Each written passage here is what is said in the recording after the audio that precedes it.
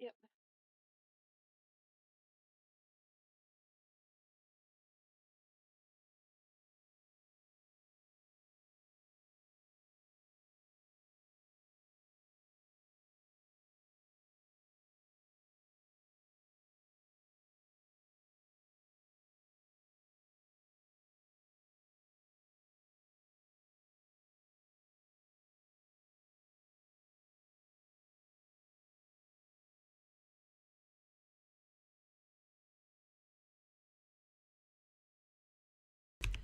Hey guys, week Hey. 4. Week 4. How the heck is it week 4, y'all? I I don't mean, this know. is just insane. Onyx Storm is So, tomorrow. Like tomorrow, my book is in the state, and I was like, maybe the UPS guy will just hurry up and get just get here, here. huh? Like Yeah. it is like, but no, it's like almost as if the I, place like held it, and I'm like, no. yeah. Dang it. I But know for me, I know like by the time my sister gets off work and has the vehicle, it'll be dark. And they don't, my mom and my sister, and we don't like driving at nighttime. And that's then fair. it's difficult with the snow and ice anyway. So Yeah. I've actually been contemplating waking up early with my husband and going before he goes to work. Like Mm. that's how Oh. gung ho I am about getting a book tomorrow. And like I would buy Alicia's copy for her. Oh. So I've been considering that. But Yeah. um so I've had a rough weekend, but Oh it's been yeah. a rough weekend, so I haven't done much and I'm in an Assassin's Creed 3 mood and I've actually still been into earthquaking, so it had nothing to do with not being into the book why I haven't been reading much. Yeah. One, it was just the rough weekend. I just couldn't Yeah. handle anything. And then number 2, I got into Assassin's Creed, and number 3, I knew Onyx Storm's coming out tomorrow, so I might as well drag out the last 4 chapters when I easily could have finished it in a Yeah. night. And then it's like because of what I was going through over the weekend, I didn't want to be on camera. And I want, when I film my review, like I enjoy this book, so I Yeah. want that to come across in the video. And so Yeah. it was I like get I've that. just been dragging it out. But I'm on the last, I think. See, there's no chapter numbers. So Splintered is the last two, like the second to last, third to last, but it's only 2 pages, so there's basically like 3 chapters left. Oh, Um, okay. so I'm gonna read quite a bit and finish it up tomorrow or tonight and wrap everything up and stuff. So, Yeah.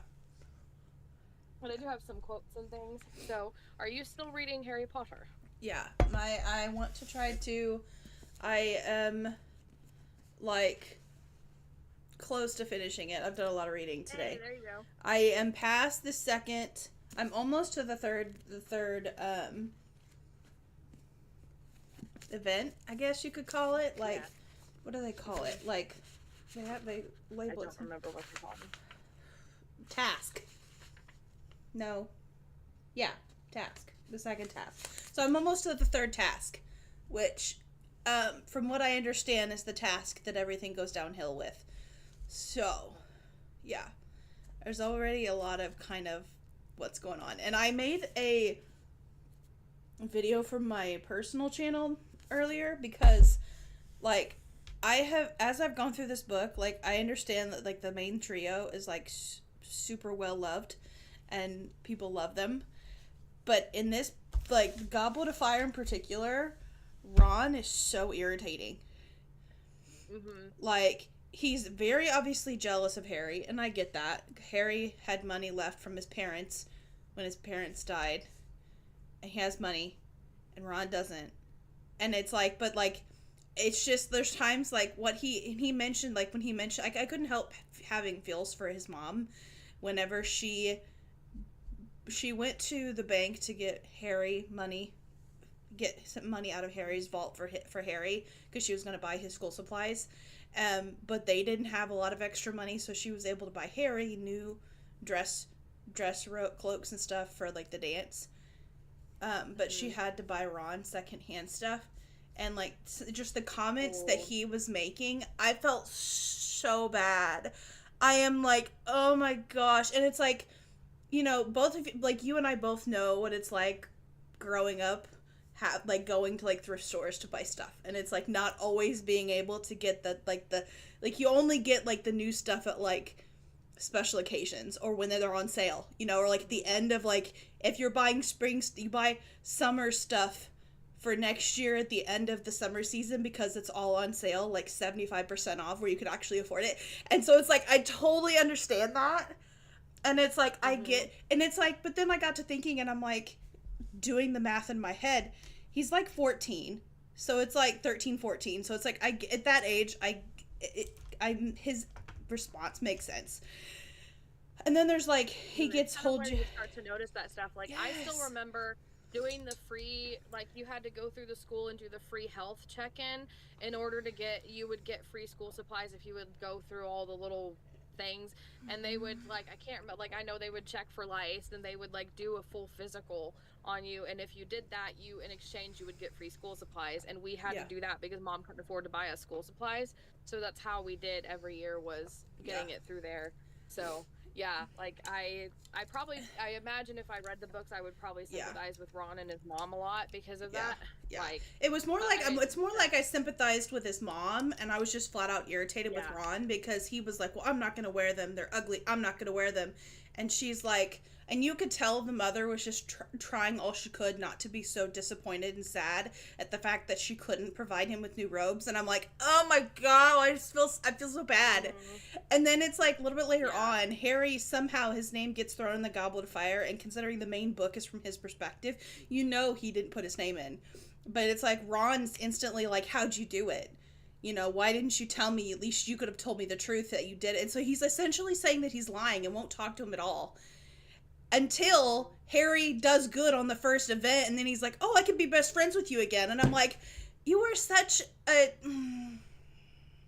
yeah. And The then teenage mindset. and then it's like, and then he essentially at one point insinuates that the only reason why Victor, this one of the uh, contestants for the tournament, he actually genuinely kind of likes Hermione, and Ron is essentially just insinuating that the only reason why this guy likes Hermione is because she's trying to get to Harry, and it's like, are you serious right now? And I'm like, how are they even still, like, I would have dropped Ron so quickly. And it's like, I guess it just shows how close of a relationship or a friendship that they have, because I would have just dropped him and been like, you know what, bye, like, I don't need you. Mm-hmm. And it's like, their friendship is so, they are so close that it's like, I would have, I Ron's irritating me. Mm-hmm.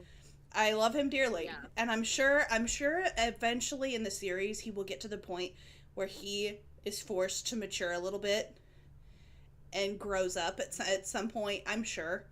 But it's like, at this point it's that weird in between stage where it's like he should be starting to mature, but he doesn't really feel like he's maturing, and it's just, I don't know. yeah.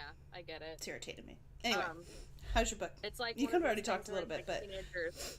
yeah. Yeah, it's like one of those things where teenagers just like stuff like that seems like the end of the world, and it's like we Oh all yeah. did it, we've all been there. Oh yeah. But like as an adult, it's like, okay, you can handle this differently, it's not that big of a Yeah. deal. Like, Yeah. you know, I'm pretty sure I've probably had friends that I would like be envious of, like, because they would Mhm. get this thing or that thing, and like, you Yeah. know. Yeah. So, and I've had other people who looked at me and thought I got everything and they didn't as well. So I've been on both ends of the, even though I really didn't, but like, you know, Same there's way. always going to Yeah. be somebody who has more than you, and then there's always going to be somebody who has less than you. And so it's Totally like get just that. Yeah. appreciating what you have, and like not, I mean, obviously as adults, like you and I can talk about how you Yeah. should best handle those emotions and things, Yeah. and how in the long run items don't matter, material possessions don't matter. It's like about your friendships and your Yeah. family. Oh But like yeah. teenagers Definitely. aren't going to be, most average teenagers are not going to be mature enough to like see that. Mm-hmm. But yeah, as for mine, this one actually had a ton more action than I was expecting, and it was like one thing after another, which I really Yeah. liked. Uh-huh. But I had to, like, once I got through the mindset of like, okay, they're gonna react to these situations like a teenager would. Yeah. It really, like, I got in their Oh, heads good. and I was able to enjoy it. Yeah. Like there was this rock monster and this tree guy that one of the girls was trying to fight the rock monster, and then the other one got attacked by the tree, and the Mhm. two carried them off, so they got split off from the two boys. And they Oh. ended up in this like dark cave, and like it was really hopeless and everything. And Kind of they had reminds a me lot. of. And then, Makes me think of when yeah, Merry and Pippin in The Hobbit get separated. Yeah, Makes me and gives me it's that like, sounds and like that. then to get like the situation to get out was like drawn out, but like I don't mean that in a negative way. Yeah. It was No, it's like just kind of it stretched out a little really, bit. and even earlier when they escaped, it was like the stealth scene. Like most people just, oh, we snuck around, this and Yeah. that, and then we got out. Like I really enjoy the fact that like because they're teenagers, it takes them a lot more time to like get through whatever they're going through, and like the Kendall had to climb out, and then she ends up in this tunnel, and she can't just bend down and like pick Ella up out of the hole. Yeah. So she's looking for something to help, and she ends up stumbling on this like orb, and there's this really intense situation where it's like she's drawn to it, and she touches it, and it's like these storm clouds, but it hurts her. And Oh, then yeah. she feels like, because from my perspective looking at it from an adult, I'm like, you poor thing, whatever it was like using you and leading you on, and she feels like it was her fault making a stupid mistake. Oh, But it's yeah. like, and so she feels guilty and everything, Yeah. and she didn't want to talk about it for the longest time. And then the two boys, like Tad is like the rebel, Andrew's like the intelligent nerd who was bullied, and Tad has been fighting with everybody, and it's like Ella's the bossy mother who has to like mother the group, Yeah. even though she's a teenager. And like Tad and Andrew actually got into a fist fight, and so Oh, that was a goodness. really intense moment. And then typical guys, like in real life, most guys when they get into a fist fight, they're okay. Like you just duke it out, you punch them, Yeah. and then you're fine. And like that's what happened. But like Ella and Kendall are like, you should talk it out, and like being girls, and it's just like really Yeah. fun. Yeah. And then like I just got through this part where there was another situation with the villain, and it's just like, oh my gosh. And I like didn't want to stop reading because it was like really intense. But they did have some really good quotes though I wanted to mention that really stood out. Okay. Because I've actually like look at this. I have been annotating. Like I am so proud of myself. Okay. Okay, those were like way back. As you notice, there's like a ton of them in this one area, like all together, because it was like a lot of stuff. I don't know if you can tell, but there's a lot of them. Okay, because I feel like Heather is really like a master at like weaving really good spiritual truths in like a fantasy parallel way that like, oh, that's, and it's really powerful. Um, okay. Where was this? Um, Okay, so Ella's trying to explain something her father told her, and so she's saying that her dad said. And he said, young lady, you are precisely where you ought to be, and everything going on in your life is happening precisely as it ought to be. I found out a long time ago that we can't go thinking this and that is the way it ought to be, because this and that never was. All your conjuring ain't the life you was to live. This is right as it is happening right now. Like this is like, and I was obviously going through a rough weekend, so it hit me at right time, like you are exactly where you need to be, and like trying to think about what was isn't going to help you because that never actually existed. Like Yeah. what you think your life should be Yeah. is not necessarily where or what you were meant to do. And Yeah. like it was just really powerful. Okay. She says, my life happened as it did, and our lives are happening like this right now because they are supposed to be happening this way. Everything that's gone on has happened for some reason, and now you're not at your home, and I'm away from my papa for some purpose. And then she's like, ever since he told me that, I've known um, that every bit of life happens as it should, never wrongly or mistakenly or out of order. But I've never really understood how so many strange, mundane, and mad things can be. All be for some real purpose until now. You see, Ken, it's the makers. They've made everything, and not just the wood of these trees and things, but a plan and a purpose for all of it. And it's alien. There's no other way they could know what we must do before we've done it. Don't you see? It must be quite like this when my papa stews a soup. He takes all sorts of mad bits and this and that, and you never see how it all turns out. But once it's done and you taste it, you see how it all worked out. The makers aren't just guessing at where we need to go or what we need to do when they tell us to go somewhere or to do something. They know precisely why we four are the ones here, and how all this strange, mundane, and mad bits of this journey are exactly what we need when we meet them, and have some reason we may not see until it's all done and worked out. Like the parallel of like cooking, like and baking, like at first, especially for somebody who doesn't know how to bake or cook, like when you're just throwing all these ingredients in, it seems crazy, and then it comes out and it tastes good, and you see how it all worked together. And like that's true in life, how we go through things, and like all of this and that, like you have this stress here, and then this thing pushes you over the edge, and then that thing's overwhelming you, and it doesn't make sense, and you don't know why you're going through it, but it all lines up for a good purpose that we can't just see yet. and Yeah. it came at like the exact right time that I needed to hear that. Yeah.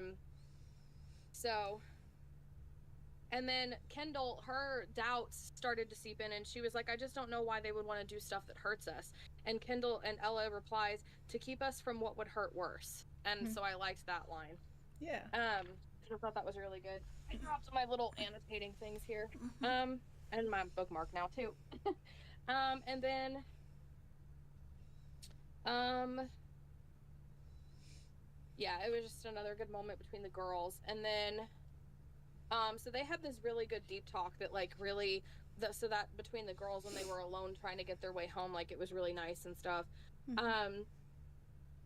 Okay, so Kendall has this moment where as Kendall kept her head bowed and stewed over the unfairness and seemingly pointlessness of everything, helpless frustration built up in her. She felt as if she could do absolutely nothing about their progress, but desperately wanted to fight all that impeded it. Her desire grew and grew until she could not stifle it any longer. Ready to yell and kick until everything was fixed, Kendall let her eyes snap open. So, like, I put, like, a tab, like, I related to that. Like, I felt like she has a lot of times, so, like, I related to that.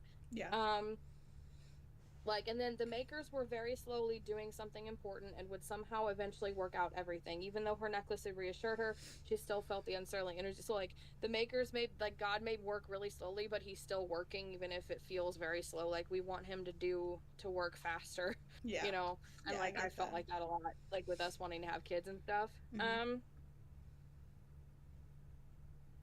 Yeah, just another moment between, I really like her and Tad too. Like, she's the only one that can really like get Tad to like open up and talk and stuff. So her and Tad's friendship, like the individual dynamics between the different characters and their growth, like really, I really enjoy their dynamic with each other. Like, Yeah. I like Tad and Ella because they constantly fight and quarrel. I like Andrew and Ella because they're the ones that like seem to be able to go off and talk and stuff. And like when they're quiet, like Andrew is really quiet normally, and then Tad is like closed off and rude to everybody except for Kendall. And when he gets mad and fights with the others and he'll storm off, Kendall is the one that goes after him and gets him to open up.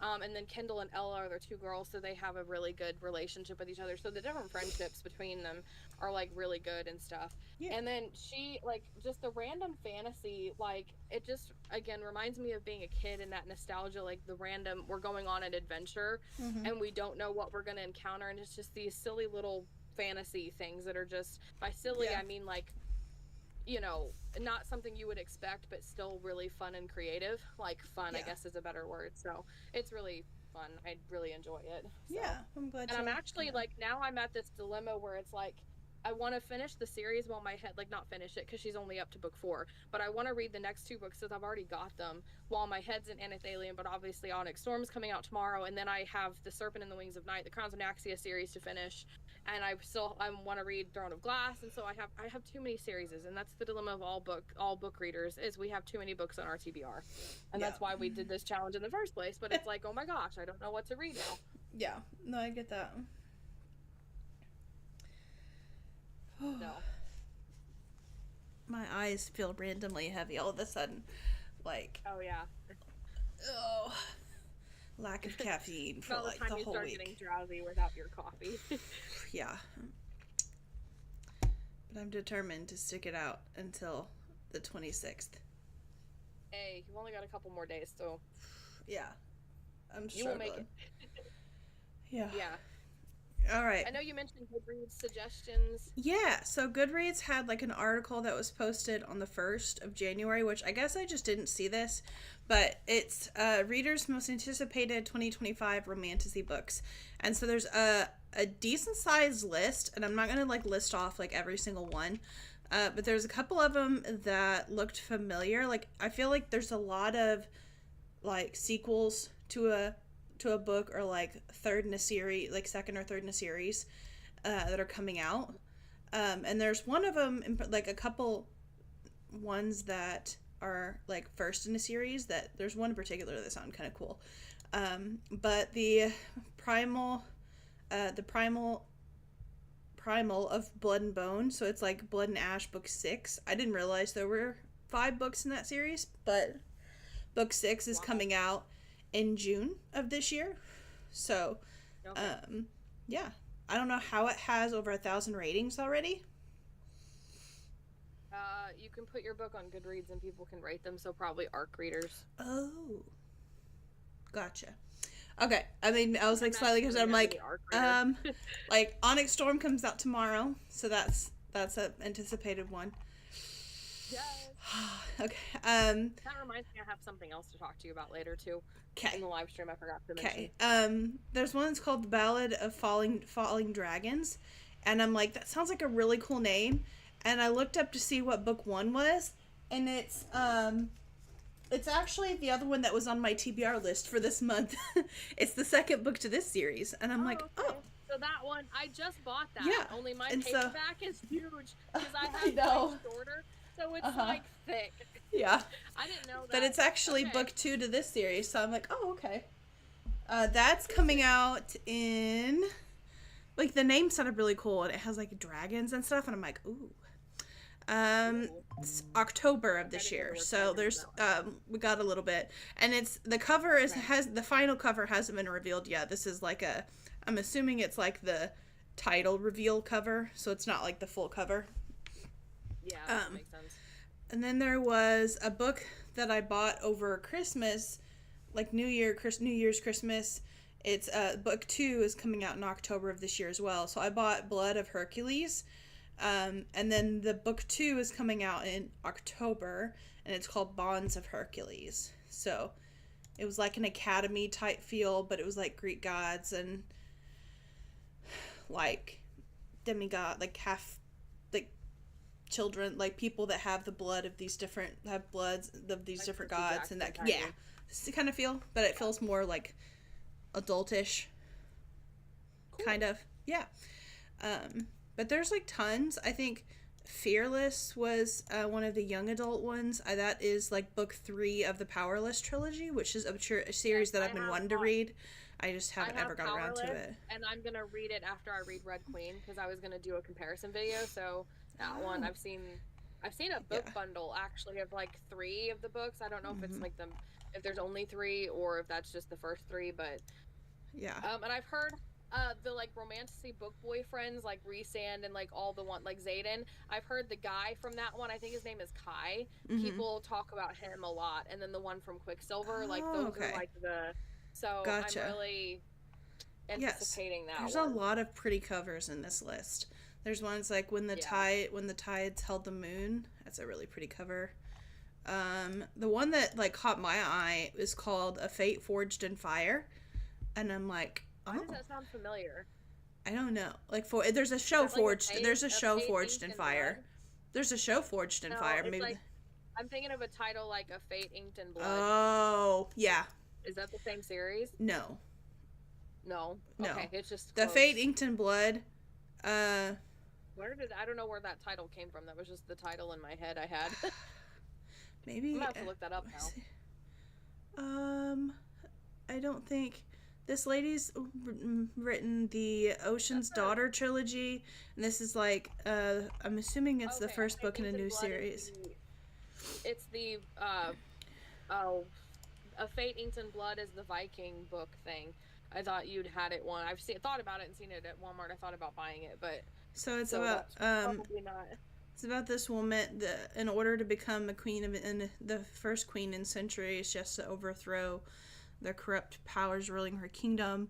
But she's Ooh, that's a growing pretty cover. desire for one of her dragon riding adversaries. So I'm like, Celtic okay, inspired fantasy romance duology. I like Celtic. That's like yeah, I'm a huge it fan sounds of really Celtic good. stuff. So that looks good.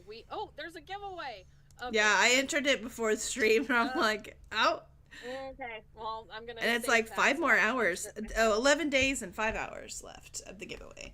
Okay, well But I'm gonna be joining that later. So check it out on Goodreads. A Fate Forged in Fire. If you guys are watching this anytime close, it looks kind of within the good next though. 11 days from The this live Prince, stream. the Prince Without Sorrow has a really cool cover. It's like a deer, but like it also looks like a serpent dragon kind of vibe. Huh. Yeah, there's a lot of cool ones on here that I'm a judge a book by its cover girly, so that's me, and if that makes you mad, I'm sorry. But I do end up reading the synopsis, and the synopsis is my final judgment of whether I'll actually read it or not. But if it has a bad cover, there's a good chance that I will just skip over it. Take note, my author friends. You're Yeah, hearing it from the reader herself. I'm sorry, and that may be like a horrible thing for a lot of people, but I'm like, the cover is part of the book. Like, I'm sorry. Like, yeah, you can't completely judge a book by its cover, but it's part of it. Like, if it's the first step with a lot of people, like, if the cover looks really cool, then it's like, oh, what's this about? Or if the title is really catchy, then it's like, oh, what's this about? And then you read the synopsis, and then you're like, oh, the synopsis sounds really cool. I'm going to get that. Like, that's literally one of the two things. Either the title will catch my eye, or the cover will catch my eye. Yeah. And it's like, you know. There's a good cover, even I'll, like, be like, ooh, what's that about? Yeah. Although I have the other side of it, too, that I get to know people based on their writing and stuff. Like, because I know there's a lot of good books out there that don't have, either they don't have covers because I'm reading it before that's even published, like, and they're just sending me, like, you know, their notes or whatever. Like, and I also used to be an editor, so I still technically am. I just haven't had an editing job in a while, and so I'm literally, like, reading it long before it even has a cover or even has anything like that. So it's like, especially for people who are good writers, if they don't have money, like, it costs, like, you're looking at $500 to $1,000 for a good, and even more than that, for a decent cover designer. So, like, sometimes it's not always an indication about how good the book is, or, like, really amazing characters or plot lines and things. So yeah, that's fair. Yeah, but yeah, that's really good. Like, some of these, like, I know there was one, Five Broken Blades, I think, is the first book. I have it on my shelf. I've been wanting to read it, and the second book in that one came out. Yeah, I've seen the second one at the store now. Like, it was supposed to come out this month, the second book was, so I was like, I need to get on the program here because the second book's already out.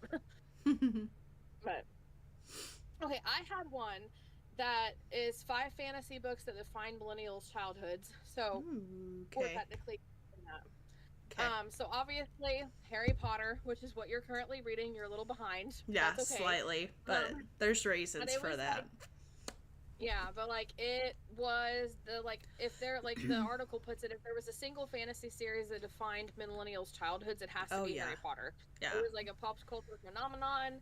Yeah. You know, the wizarding world became iconic and stuff, and then, like, it took a journey alongside the characters that, like, was growing up alongside the people who were reading them, and so that was, like, you know, lessons and coming of age and all that stuff. Yeah. Next one obviously is Percy Jackson and the Olympians by Rick Riordan. So it was too late for, like, some older millennials, but the younger side of the generation was, like, at the right age to kind of enjoy it. And, like, the iconic locations and relatable characters and stuff made it more iconic. So this one's more that I understand because I grew up with this one, but The Inheritance Cycle by Christopher Poloni, which is like Aragon. I always called it the Aragon series.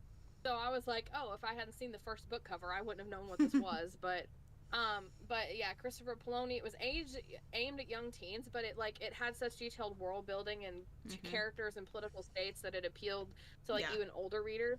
I remember reading and enjoying the Aragon books, and, like, Mortag was my favorite character. Like, I remember just being obsessed with him at the time. So, and it's been such a long time ago, I have no memory of it. So, Twilight by Stephanie Meyer. Oh, yeah. Obviously, we were very much shaped by that came out when we were in middle school. Yeah. Yeah. It came out when many millennials were in high school or college or middle school in our case. I guess we must be on the younger side. That brings up a point that I'll bring up before we end stream. So that remind me of Twilight series. I'll remind you. Okay. Yeah, I had another point that I was going to throw out too, but I forgot what it was, so hopefully we'll remember. But it's like Team Edward versus Team Jacob became a regular topic of conversation. I remember when the movies came out, and it was April Fool's Day, and I literally told everybody that the actor for Edward was quitting, and that he wasn't going to be Edward anymore, and everybody believed it in my grade, and it started this whole rumor that spread and spread and spread, and I was like, dude, that was the best April Fool's prank ever. But what's, like, so disappointing is now that, like, Robert Pattinson hates the Twilight series so much that he's apparently I haven't actually seen any of the interviews, but apparently he's, like, said that it shouldn't even have been written, And I'm like, I don't feel like I would have went that far. But he's like literally hates the series so much. And I'm like, that is so disappointing. It's like one of those That's really things that I'm like, disappointing. you know what? Like, yeah, The redo were the whole stuff. so Redo the whole like series I and like remember get the them out of book it. I'm shape. like I I don't know. Like I get that there's a Yeah, like lot that went on in the background and they kind of forced his and Kristen's relationship, and it's like that whole thing. Yeah, he was done dirty in a way. So like I get why he would be bitter and not like the series, but I'm like at the same time I'm well, I like get why he wouldn't like the movies and the films and stuff, but like yeah. I don't know why it has to But go like as I far as said, the book I because haven't actually seen like any interview where he said that, so I don't right know like how 100% true that like that's what truth, context but he like said it that's what in. I saw a Yeah, video that somebody had made that comment that he went so far as to say that it shouldn't have been written, and I'm like, oh, that's really yeah. disappointing. Like it was definitely like I loved it. Whether you love it or hate it now, like I It was remember at the definitely time I impact loved like it so much. yeah. Yeah, it was impacting. So the last one is His Dark Materials by Philip Pullman, which I've actually never even heard of. Like I've heard of it, but I never Oh, read it myself. yeah. Um, but it said the world building, compelling female lead, and Damon concept made the Golden Compass a must read during the 90s and early 2000s. So the book and its sequel felt timeless, like the Chronicles of Narnia and Lord of the Rings and stuff like that. So I just thought that was kind of Mm-hmm. interesting. Um, They don't. Did they not have the Hunger Games series on there? they didn't list the Hunger Games. I Oh, would see, have. I That would was have five. put They the did have Hunger a list Games that on had there. 10, so their 10 list better had because for me that impacted my writing so Hunger much. Like Games. I need to do a whole video about that Hunger Games. Yeah, Like changed everything for me. yeah, like So that and Twilight were like the two like fandoms that I was like head first in, yeah. you know. Yeah, the two book fandom. Yeah, And I totally get that. I okay, liked Divergent, but it wasn't as huge for me as I Twilight and I Hunger Games. like I was told what happens at the end of book 3, and so I just kind of never read the series. Never read past the first one. But it's like honestly, I've seen some edits of like fan edits of the movie here recently, like on YouTube short. Like when we went like that 12 hours without TikTok, like I was insistent, I was mad at like I was just like boycotting Meta, so like I didn't go on Instagram and I was just scrolling through YouTube Reels. And it's like I kept getting all kinds of edits of different things, and like one of the edits that I got was a Divergent edit where it's like when they've all been kind of like brainwashed and they're in that ship, and she like slowly makes her way up to him and like they touch hands, and it's like they were making that comment that he like visibly like like sighs in relief when he like you could see him physically sigh in relief, and it was like a whole edit about that. And Nice. it's like honestly I have because we got a bunch of like books super cheap. I got the hardbacks for book 2 and 3, so I have those, and I've technically read book 1, so I could technically just jump into book 2, but it's like I kind of want to reread book 1 and just read I all will 3 maybe of them read it with together. you because I've been wanting to do. I have the whole series right on my shelf over here, but So I might at some so point, but it's way down on my priority list. it's way down on mine too, if I'm being honest. So what's your next thing? You also had a point you Oh, wanted to make at some yeah, point. somebody had mentioned that they were afraid that this whole situation with Onyx Storm being like Target putting Onyx Storm on the shelves early and actually selling it to people and the ending getting spoiled online, like they were afraid that essentially what happened to Stephanie Meyer with the Midnight Sun is literally happening with Rebecca Yarros, and they were like genuinely concerned about like that they're like talking about how like she definitely needs a vacation and needs a break because she's been like writing like so much. And what I didn't really Yeah, realize, there was an I article didn't that talked realize about she in our last actually lifetime. like she actually has Ehlers-Danlos, like the condition that Violet has in the books. Like she actually has that apparently, and so it's like definitely puts like a physical and mental strain on top of everything. And then she's been writing Yeah, romance novels outside of the like the push for the Fourth Wing stuff, and it's like just for the book to get released or like for the stores to release it early and sell it to people and people spoil it online. It's like they were saying that it mirrors the whole Midnight Sun situation a lot, and it talked about how when that happened with Stephanie Meyer, she didn't write in it until like 2020 or whatever, like 2019, 2020. And this one girl was like, I started to read it, and she's like, this girl was like, I DNF'd Midnight Sun because she's like, I could just tell Stephanie's heart wasn't in it. And it's like, I wouldn't go that far, but it's like, it's definitely a different, it's definitely like, Edward talks a lot, he thinks a lot, but like, to be fair, he gets everyone's thoughts all the time, and he has been 17 for like 100 and some odd years, so it's like, his brain is going to work differently than Bella's, and it's like, he's going to think a lot more, and I can see that's like her writing, and her writing like that just kind of like, and it seems like he will spend several pages in one scene or one situation, and that bugs people, and so it's why some people have like DNF'd it or whatever, and it's like, I don't know, I get why it was, and I kind of appreciated it, but it just kind of depends. But a lot of people were like concerned that she was gonna like something was gonna happen. Like, I don't know if they were insinuating that she wouldn't finish the others. I wouldn't think she would do that, but it's like, I could definitely see her taking like an extended break from the series because people spoiled it before it even come out. Like, I could definitely see that being a thing. Is, like, from the interviews that I've read with her, she was going to take a break anyway because of the rapid release of like, Fourth Wing when it blew up, and then Iron Flame, and then Onyx Storm. So I don't think like, it's probably not going to help, and it definitely doesn't make you feel good. But I remember with Midnight Sun, like, it was leaked online before she even wanted to publish it. So the situation is actually different because a little bit more like, severe with Stephanie Meyer. But she's still. The ending for Onyx Storm may have been spoiled by back then. It was more severe, and it's already being published. Like, it is coming out in a couple of weeks after, that whole situation. So I see different. Like, I see why people would be worried, but I still see some differences. But I definitely think she needs a vacation and stuff. I just hope it doesn't take her too long for the next book. But that's the only thing that I hate about reading a series as it comes out is you have to wait. Like, I love waiting for when the series is done, and I know a lot of other people do too. Like, because I just don't like waiting a whole year for the next book. I want to be able to like binge the series, like, Throne of Glass. Yeah, that's fair. Okay, so I've got a Tamlin potential, not really,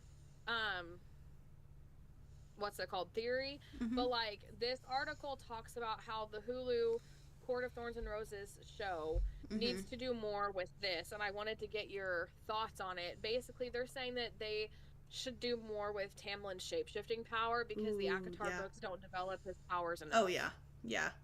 And that's one of the big theories. Like, one of the big theories is that, like, we know that Tamlin can shapeshift into a beast. And a lot of people are like, but, like there's, like, speculation and theories that Tamlin could be shapeshifting himself into other people and to infiltrate the inner circle.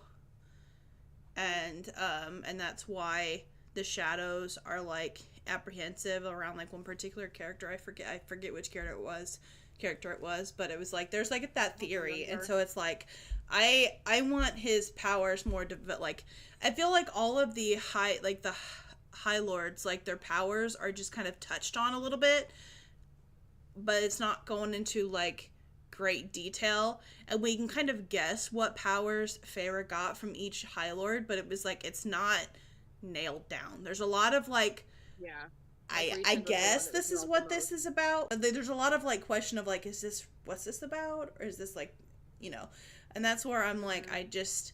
Well, even Tamlin has a beast, not Tamlin, Rhysand has like a beast form, and I think maybe he used it once. Like, I actually forgot all about it till I saw like fan art, and I remembered, oh yeah, he does have a beast form, like, but it was like not that big of a deal, and I feel like I get that. There was definitely a lot of like, this goes back to the whole like ACOTAR versus Throne of Glass, and how ACOTAR, like, it's a romantasy series, but it would have been better as like a multi-casted potential, like, or do more, like, start with Feyre's story and then open it up to more eventually, like, what I'm like, it would have been, I get that.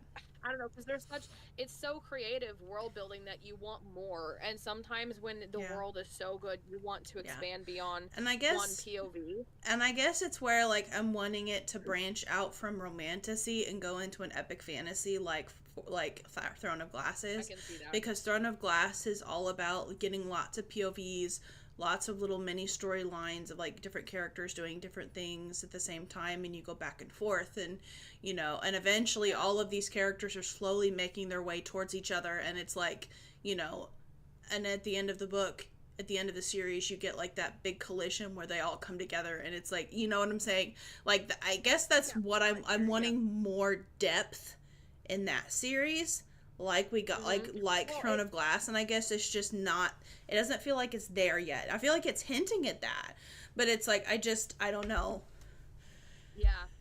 It's an interesting thought, too, to add in about how Fourth Wing is epic fantasy, and it's only told from one POV. Yeah. But Violet, being intelligent, she knows a lot about the world, so I feel like you get that bigger picture from her. Yeah. Without a big, so you can make it work Yeah. with a small cast. Yeah. But it's still just the difference in genre, because Fourth Wing is epic fantasy, not a romantasy. Like, it does have a romance in it, but the scope, it goes beyond the romance. And I feel like I love Avatar. I will always love Avatar, and it has some of my favorite romances in that series, like, of all time.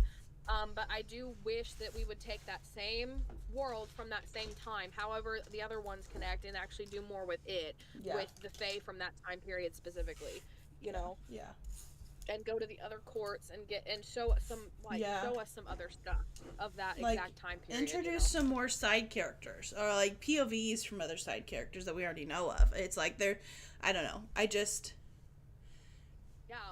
don't want Elaine or Eris or something from the Autumn Court. I just want anything but Elaine. Anything but Elaine. Anything but Elaine. Oh my god! Anything but Elaine, please.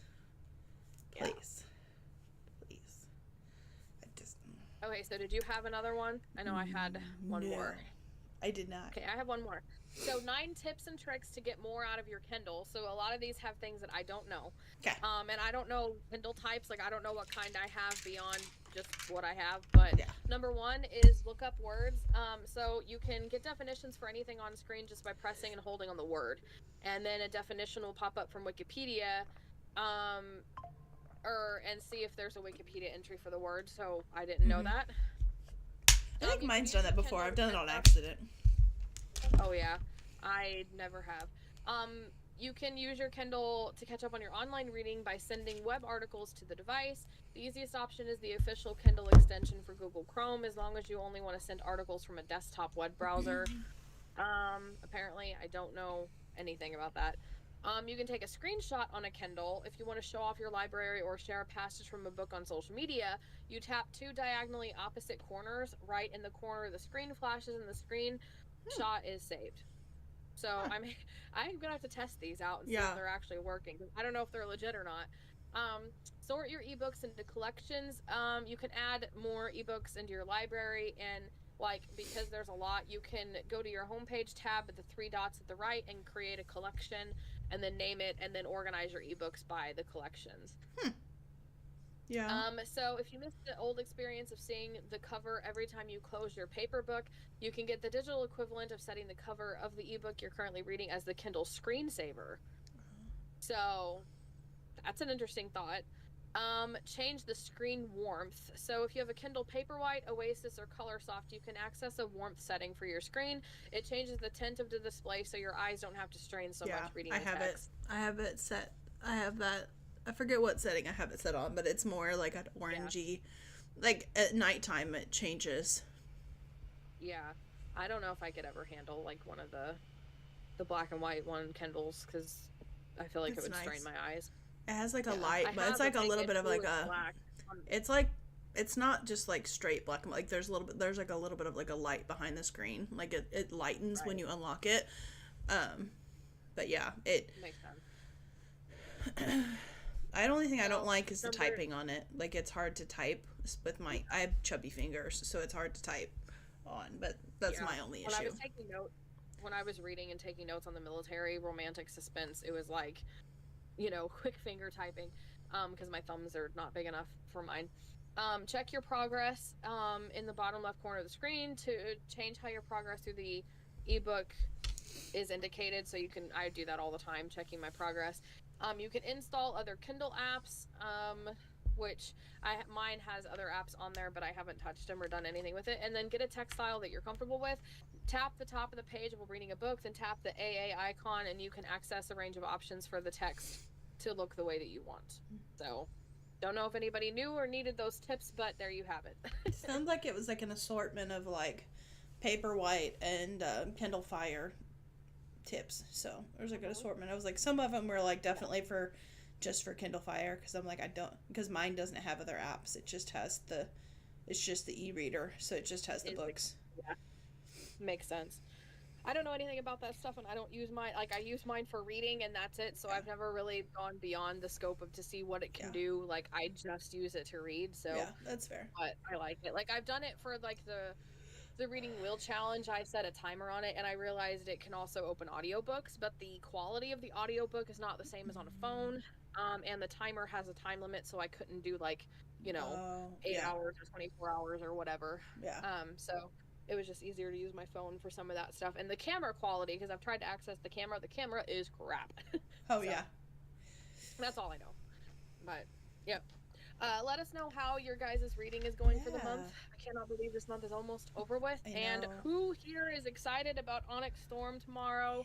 Which copy are you buying? If you're buying a copy, did you get yours on Amazon? Yes. What you gonna do? Let us know. I know I'm excited. It sounds like there's several people that ordered on Amazon that got theirs that Amazon canceled it. And so it's like, and then there's some people that said it was like supposed to be delivered tomorrow, and then they updated the time, and they won't get it until Wednesday. And it's like, so far, mine is still supposed to be delivered tomorrow. So it's like, fingers crossed. Keep me informed and text me. Yeah, which we got, the play has officially started, so I don't get home until later because of play practice, and so yeah, I mean, officially it's the assistant to the director. It's like officially, so it's like I'm not just volunteering, because I just like volunteered, and then so they officially made it actually like a paid position now, and so I'm like, cool. Wow, that's so cool. Yeah. Go you. We're big theater kids, in case y'all don't know. Like, I was in a few middle school plays, my senior play. I was in the Apple Festival play one year, but I was a side character, and I don't remember it, because that was back in 2006, actually. So you can actually, there was a newspaper, like, I was on stage when they took a picture, so I'm like, I'm on the very corner, and it was like old 2006 me. I'm like, okay. Cool. Yeah, so I won't get home until the evening, so I'm gonna like do a whole video where I unbox it. So that'd be fun. Yeah, I'm excited. I'm gonna do a vlog as I try to get a copy and like buy my copy, and like I was thinking about doing that. Yeah. So to go through that process, like when we had first talked about this whole issue, it is creating a lot like anxiety over, am I gonna get a copy, or am I gonna get like the basic? I'm sure Walmart's going to get like a basic version of it. It's just like, am I going to be able to get a special edition, because it's going to be all sold out. Like, I don't know how many people around here are going to be reading it. So yeah, I just like and if I think about that situation too much, it makes me mad again. So it's like, I just try to like, I've got my copy.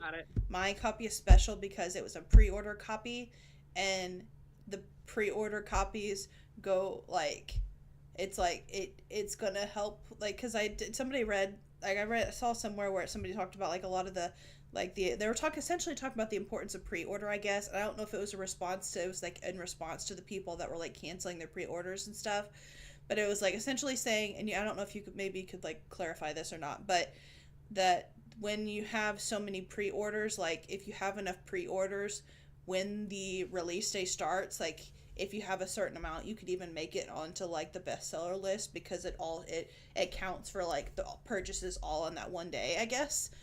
And so it's like, and so it was like talking about how like the importance of pre-ordering it, and I'm like, like I'm just gonna be happy with my pre-order. I'm gonna be happy with the copy that I've got. You know what I'm saying? I liked the fact that it had all the dragons down the side. I liked that. I probably, like, if books have bookmarks built in, I don't always use them because I don't want to tear them up or wear them out. So it's like, I wouldn't have used the bookmark anyway. Like the art would have been fine, would have been great, but I'm content with the black and white map. Like I don't need a fancy map. I don't need the fancy artwork. So it's like I'm fine with what I've got.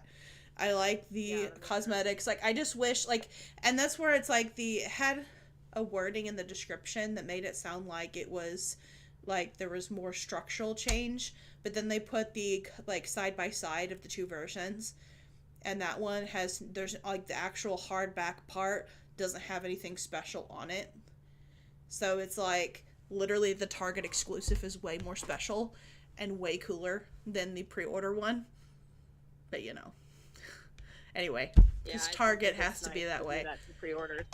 But yeah, you want pre-orders to boost your rankings on on release day. That's pretty much all it is. It doesn't really do any good for us, and she's probably going to hit the bestseller list anyway, so it's not like she needs it and other famous authors don't need it. It's more us indie authors that really need as much as we can get to boost our rankings. But so pre-ordering any, if you see a book you want to read regardless of how famous the person is, or like especially indie authors, pre-ordering also, if you can. For ARC readers, if you are ARC readers, anybody out there, it will actually still help if you pre-ordered, like if you got your ARC copy and you ended up pre-ordering the ebook too, because you can still help the rankings, and then you would be, I don't know if Amazon still does question, verified. Does when you pre-order, does it have to be specifically one version, like paperbacks or hardbacks, or does like every pre-order, regardless of the format, count as like one of those numbers that could get you on lists? For indie authors and me specifically, I can only offer pre-orders for ebooks. They don't have the availability for not with us when we're in KDP.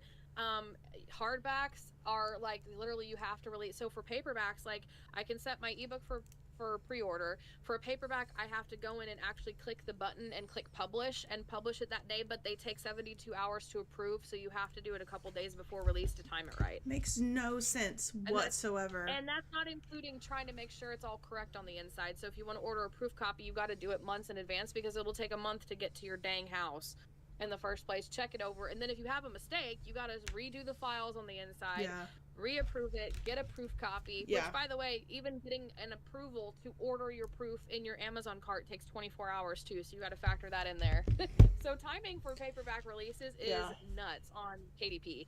So that's why a lot of people use Ngram, Spark, and some of those places that I'm not comfortable with yet, because you can order it, like adds the ability to do a paperback pre-order. And that's kind of what Kickstarter and why Kickstarter and books on there are becoming bigger, is because that's essentially a big pre-order campaign for your book, that they get the exclusive Kickstarter pre-order edition that's not quite the same one that's going to be released. You could even argue that Kickstarter is a great website to go to find like indie authors that are trying to raise money for like book releases and stuff, to get like really special editions from indie authors too. Yeah, and you're gonna get tons of goodies that or available goodies that you wouldn't get, and like art and special editions that you wouldn't normally get. So like I spent way too much money over the summer when I was doing a lot of like I was helping a lot of. It makes me want to go scroll through Kickstarter after this, like, it makes me want to go like scroll on Kickstarter. And like I'm in one of the groups where we share each other, so it's like I get all the, like, as soon as it comes out, they do like so I get access to, like, I know all the books that are going on Kickstarter. So.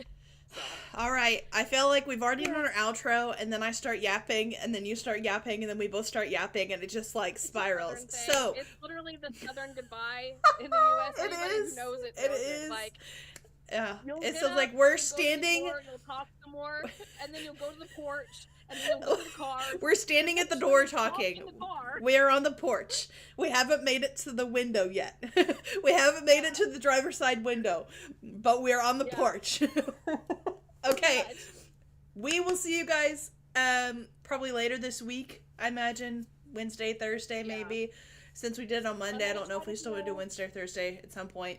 If life is too busy, then we may just do like an end of the week thing or something. The shorts and content around Onyx Storm, for this channel and my main channel. I'm probably gonna do both. And then we may end up doing a release party or something together, and when we both have our copies in our hands and can actually celebrate the fact that we have it. So it's more like, hey, we're celebrating that we have our book with us. That kind of thing. Coffee shop vibe. All the things. Yeah. I'm excited. So I've never gotten to celebrate a book release before, so Yeah. I definitely want to celebrate. Uh-huh.